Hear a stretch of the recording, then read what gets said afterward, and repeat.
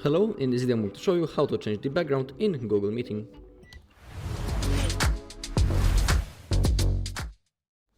Okay, to do it we need to click on those three dots on the screen on the bottom and now select background and effects. And now select backgrounds right in here, and in here we have suggested backgrounds. Of course, if you want, you can also add your own if you click on that icon. But remember that if you want to change the background, you need to have your camera turned on. So for example, select this one, and once you have turned your camera, this effect will be applied. Alright, and that's all in this video. Thank you all for watching. If you found this video helpful, please leave a like, comment and subscribe.